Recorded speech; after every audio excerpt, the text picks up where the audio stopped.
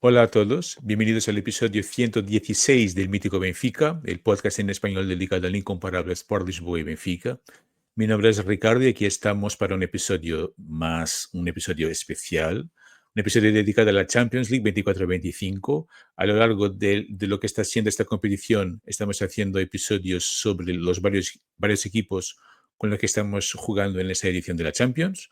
Ya tenemos 5 episodios sobre el Estrella Roja de Belgrado, el Atlético de Madrid, el Feyenoord, a ver si no me olvido de ninguno, sobre el Bayern Múnich y también sobre el Mónaco. Y ahora, en la sexta jornada, vamos a jugar contra un equipo italiano, contra el Bologna FC.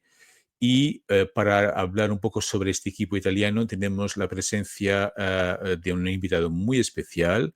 Es todo un placer en el Mítico Benfica recibir a uno de los responsables por el proyecto La Voz del Calcio, el gran Antón Arenas. Hola, Antón, ¿qué tal? ¿Qué tal, Ricardo? Bueno, muchas gracias por la invitación y muchas ganas también de hablar de este partido donde ya para empezar he de decir que el Benfica es favorito porque el Bologna no está teniendo una Champions League demasiado acertada, pero bueno, a Ujú. ver qué da. Sí, hombre, pero todo un placer estar aquí contigo y conocerte. Y yo he visto un poco así la clasificación del Bolonia, que las cosas no están muy bien para el club italiano. Pero antes de hablar de este club italiano, solo quería pedirte a ti que te presentaras a la comunidad del mítico Benfica, por un lado, y si pudieras compartir un poco cómo surgió tu relación con el fútbol italiano. Bueno, yo soy entrenador, analista y ahora mismo estoy de ojeador aquí en el Compostela y bueno, mi relación con el fútbol italiano nació sobre todo diría Eurocopa Sub-21 de 2013, que termina ganando España. A mí ya me gustaba Italia desde 2006, que es cuando gana el Mundial, evidentemente. Yo ahí tenía 8 años, pero cuando empecé a tomar conciencia y a gustarme más el fútbol, empezó a interesarme más y más. Y a retirar de Maldini fue uno de los primeros recuerdos que tengo. Ujú. Y cuando tenía 18 años, pues fundé junto con un amigo La Voz del Calcio en 2016-17. Tuvimos un parón hasta este año bueno, por motivos laborales, que muchas veces es complicado dedicar tiempo, aunque te guste tanto, muchas cosas es complicado. Claro. Y nada, ahora hemos retomado, hemos bajado un poco el ritmo, pero estoy disfrutando más que nunca, sobre todo porque estamos hablando de fútbol italiano, que al final tener conversaciones, debatir con tus amigos de lo que te gusta es lo más divertido que existe y también que la gente se entretenga contigo y te deje comentarios y dedique su tiempo, eso que es tan preciado, su tiempo a escucharte y a compartir impresiones, pues yo estoy disfrutando muchísimo a día de hoy y además el fútbol italiano está en un buen momento, te diría. Sí, sí, absolutamente. No sé si tienes algún jugador o algún entrenador favoritos que quieras compartir con nosotros. Ahora mismo, antes de empezar la grabación, hablábamos de Roberto Baggio, por ejemplo, a mí Sí. que me molaba bastante, o de Arrigo Sacchi, por ejemplo. El Benfica ha tenido a un entrenador que para nosotros es muy especial, que era Giovanni Trapattoni, que fue muy especial para nosotros, que nos ha devuelto un poco esa gloria nacional que nos subía por entre las manos. Pero no sé si quieres compartir algunos jugadores o entrenadores que más te molaban. Yo, pues uno de mis primeros ídolos o jugadores que más me gustaba era Lorenzo Insigne, sobre todo porque lo he seguido durante toda su carrera. Es cierto que ahora ya está, bueno, está en Estados Unidos a día de hoy, pero bueno, he podido seguir toda su carrera, un extremo muy talentoso, de estos que en los años 80 desechaban porque era bajo, básicamente. Tenía los pies cortos, entonces lo terminaban desechando y es uno de mis jugadores favoritos. Después, más históricos, Andrea Pirlo es un jugador que me encanta, sobre todo porque me parece que tiene uno de los golpeos más estéticos que he visto nunca, sobre todo la forma en que coloca el pie, me recuerda, bueno, igual que tenía Xavi Alonso, que tenía ese golpeo tan característico, pues Ujú. este tipo de jugadores me gusta mucho, sobre todo atacantes, después defensores, Maldini, porque esta, esa capacidad para reinventarse, para después terminar su carrera en una posición donde no era el mejor del mundo, pero aún así llegó a ser el mejor del mundo durante mucho tiempo, pues es otro jugador que tengo en altísima estima.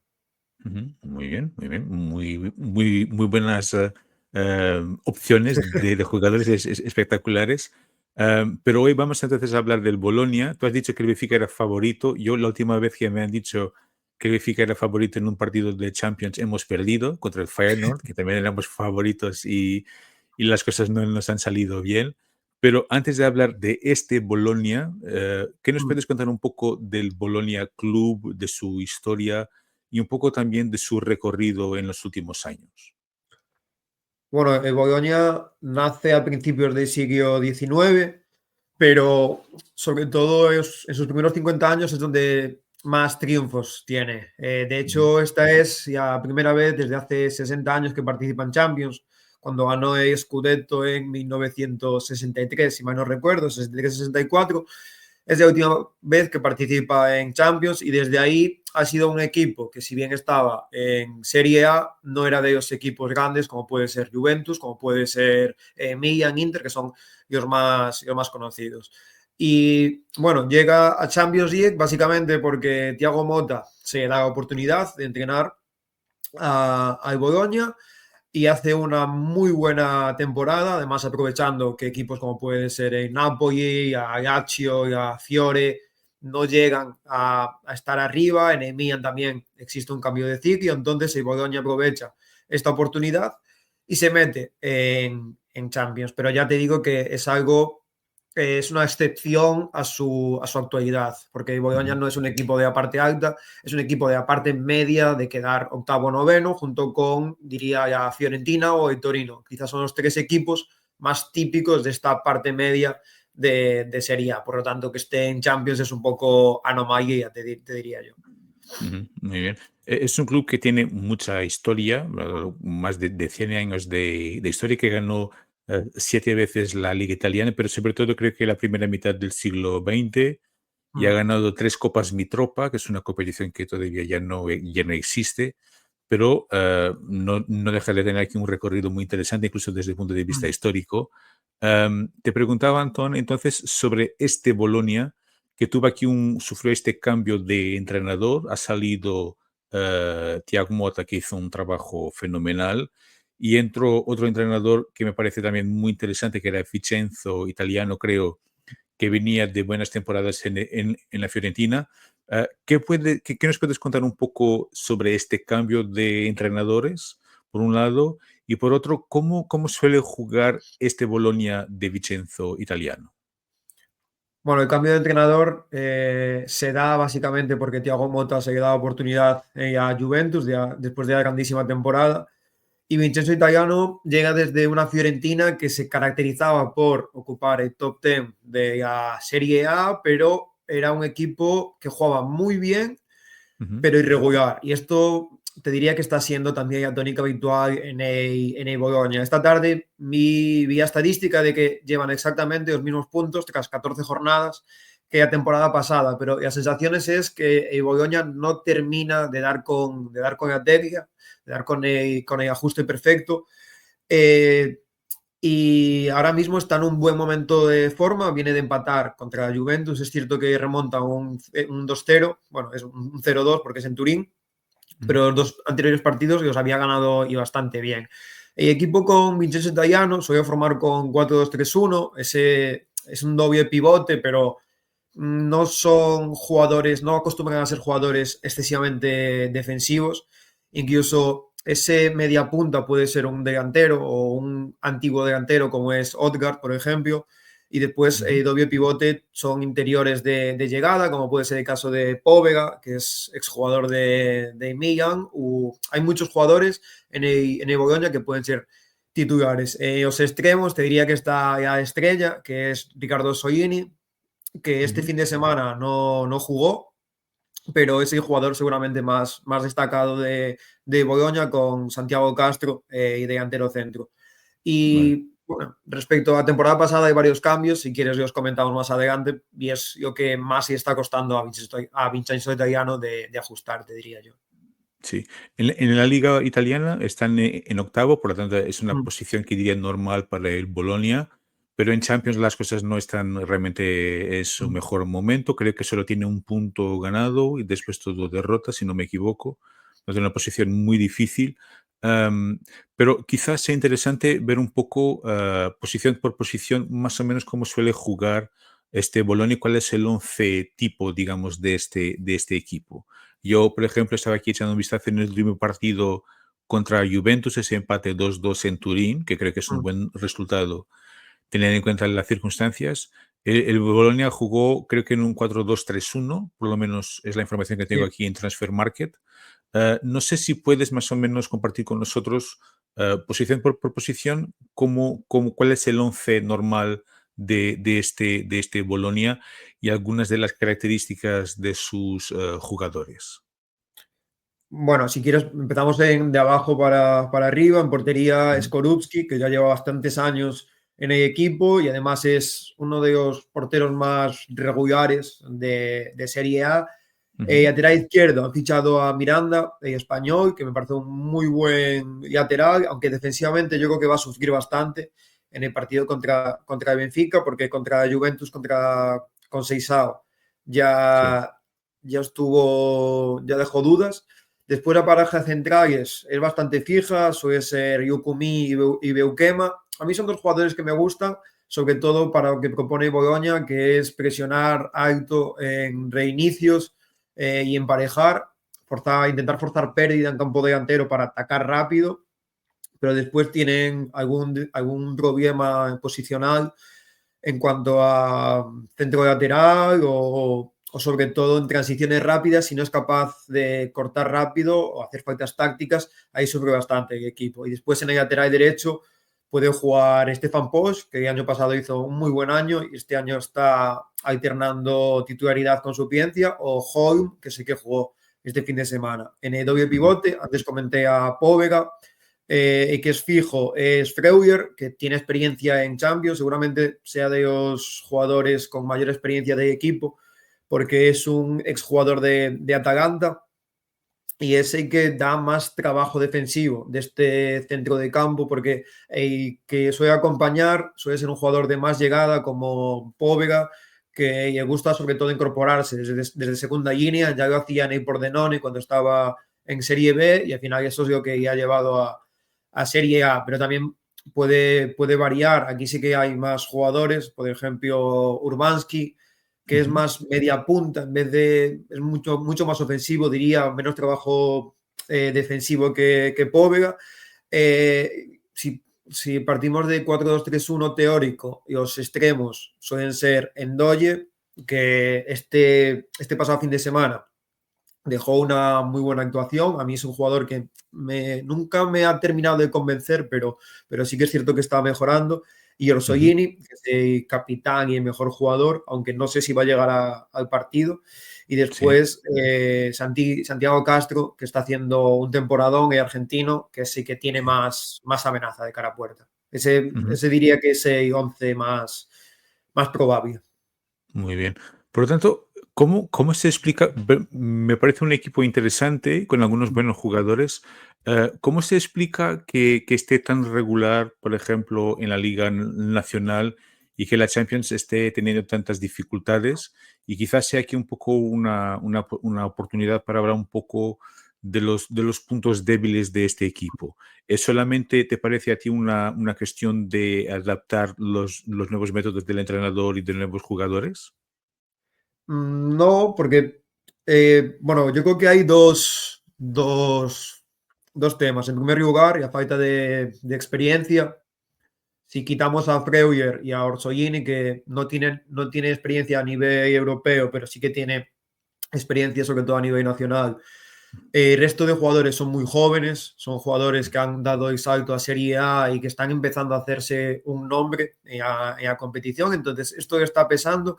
Y en segundo lugar, yo le achacaría el mayor ritmo que pueda haber en Champions League. En Serie A, esta temporada sobre todo, los partidos son más lentos, se puede ver sobre todo en dos partidos de la Juventus que son difíciles de ver muchas veces, Entonces, cuando tú vas a jugar a Champions League y el partido es mucho más acelerado, de hecho, lo comentó Fonseca en el Real Madrid-Milan, que gana el Milan, que hay mucha diferencia de jugar en Champions League a Serie A.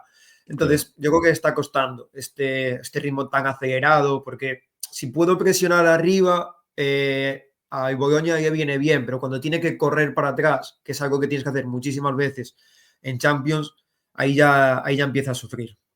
Ujú, muy bien. Por lo tanto, esos serían los puntos débiles, la falta de Mm, experiencia sobre todo y la dificultad en el ritmo, porque, claro, la Champions es mucho más exigente. mm. Y Y puntos bueno, fuertes. Dime, dime. bueno, un tercer punto débil te diría que es que sufre mucho contra extremos que son encaradores, que son profundos, que son de uno contra uno. Ahí Ah, sí que se vio este fin de semana con Seisao cuando le hacen uno contra uno o dos contra dos a Miranda, que ya te digo que es el lateral de mayor nivel seguramente de la plantilla. Ahí sufre bastante porque lo que comenté, el doble pivote únicamente hay un jugador que tiene características defensivas, entonces quizá la ayuda no es cercana, el extremo se puede desentender un poco, entonces ahí sí que hay muchos desajustes en centro lateral y también porque los defensas no son grandes marcadores, entonces si se enfrentan a un buen extremo encarador y a un rematador, ujú. siempre suelen sufrir. Claro, claro, entiendo. Muy bien. Mm, Y sí, y ahí por las bandas de Benfica juegan un tal de Ángel Di María y otro tal de Kerem Aktürkoğlu, por lo tanto, puede ser por ahí que las sí. cosas salgan bien al Benfica. Muy bien, puntos débiles y ahora, Antón, puntos fuertes de este Bolonia. Me decías que parece que está mejorando un poco este equipo. Mm. Es un equipo más goleador que el año pasado. Es cierto que se va a Zirkzee, que ahora mismo está en el Manchester United, Ujú, pero ahora mismo lleva más goles que la temporada pasada a estas alturas. Y yo le achacaría sobre ujú, todo a nivel de Santi Castro, que hace unos años, a mí me gustaba decir que Rodrigo de Paul tenía el mejor disparo de media distancia de la Serie A y este año se lo daría a Santiago Castro, porque tiene una potencia en su pierna que es descomunal, no necesita jugar dentro de área para tener oportunidades, entonces es todo un equipo que necesita defender muchas veces con demasiados hombres porque a falta de calidad defensiva de sus jugadores y eso obliga a ello, tener un delantero que puede finalizar desde tan lejano y viene muy bien. Yo los puntos fuertes, la mayoría los relacionaría con su ataque. Tiene jugadores que desde segunda línea son muy peligrosos. Había antes de Póvega, Odgaard empezó su carrera como delantero y ahora está de segundo punta. Es un jugador que pivotea muy bien con los centrales para incorporación tanto de extremos que pueden jugar abiertos o con movimientos de ruptura hacia adentro, ujú, pues es capaz de conectar muy bien y en general cuando los jugadores son capaces de llegar, no de estar, el equipo funciona mucho mejor. Su ataque posicional es dudoso, entonces cuando son capaces de transitar, de robar rápido y en dos, tres toques finalizar, disfrutan bastante más. ujú. Muy bien, muy interesante. Antón, en el principio del programa habías dicho que el Benfica era claramente favorito. Repito, había dicho igual con el de Feyenoord y me quedé un poco... no estoy siempre muy seguro de cuando me dicen esto. Y además que los equipos italianos tienen esa cultura de ser muy, muy buenos desde el punto de vista defensivo y de aprovechar las pocas oportunidades que tienen. Pero te preguntaba si tú, conociendo lo que conoces del Bolonia, me imagino que no estés muy, muy por dentro de la actualidad del Benfica, pero si tuvieras que ahora apostarle en un resultado para el partido del próximo miércoles, ¿cuál sería? Yo te diría que sería 2-1, 3-1 para Benfica, porque si antes te dije que el Benfica era favorito, el Bologna llega en buen estado de forma, sobre todo a nivel local, a nivel Champions, es lo que dijimos, que no está conectando Ujú, con la competición por diversos factores. Entonces, lo de verse casi eliminado quizá puede ser un factor a tener en cuenta para que el equipo rinda mejor. Entonces, si tienes que está en buena racha y que está rindiendo mejor, yo creo que Benfica es favorito evidentemente porque tiene mejor plantilla, porque el equipo está funcionando mejor. Al final el Bologna acaba de empezar el proyecto, por así decirlo, pero sí que puede poner en problemas al Benfica. Entonces un resultado corto como puede ser un 2-1 no me sorprendería para nada. Ujú. Muy bien, muy bien. Hombre, muchísimo, que lo compro ya, que lo firmo ya, sin ningún tipo de problema. Y bueno, Antón, todo un placer, todo un aprendizaje sobre el Bolonia, que confieso mi ignorancia total, pero que tiene un escudo muy hermoso, en las camisetas muy chulas, por lo tanto, que me gustó mucho. Dime, ¿dónde la gente puede encontrar los contenidos de La Voz del Calcio? Si la gente quiere escuchar tu podcast, ¿cómo puede hacerlo? ¿O cómo puede acompañaros en las redes sociales? Pues tenemos tanto Twitter como Instagram, a voz de Calcio somos, y después si nos quieren escuchar, tenemos un podcast semanal que se publica como este cada martes, que se Ujú, llama Calcio al Día, ujú, porque hace repaso de la jornada, también hablamos de noticias, de los mejores jugadores, equipos y demás, que es bastante, yo creo que es bastante ameno y divertido. Al final, seguir una competición es muy complicado y si es una competición que no es ya de tu país, es aún más complicado. Entonces, claro. hacerlo ameno para mí es lo más, lo que debes hacer para que la gente se sienta partícipe. Claro, claro. Hombre, y un contenido muy recomendable y enhorabuena por vuestro trabajo y por acompañar un fútbol que es tan bonito y tan marcante del fútbol europeo. Y muchísimas gracias, Antón, por tu disponibilidad y por tu presencia aquí en nuestro canal. Nada, gracias a ti por invitarme y espero que os vaya fenomenal, que he estado viendo por ahí y más de 100 programas, eso es amor a un equipo, que es lo que se tiene que tener a día de hoy. Hombre, muchísimas gracias por tus palabras, Antón. Un fuerte abrazo. Y también muchísimas gracias a la gente que nos ha acompañado. No os olvidéis de acompañar y de suscribir a los canales de La Voz del Calcio y también al nuestro, claro. De pulsar en la campanita, de suscribir al canal para llegar a más benfiquistas y a más benfiquistas del mundo hispanohablante. De acompañarnos en las redes donde estamos. Estamos en X, en Facebook, en Threads, en TikTok, pero no bailamos, tranquilos. También tenemos una newsletter y nuestra página web, elmíticobenfica.eu. Un fuerte abrazo para todos, que sea una gran noche de Champions y viva Sport Lisboa y Benfica. Gracias.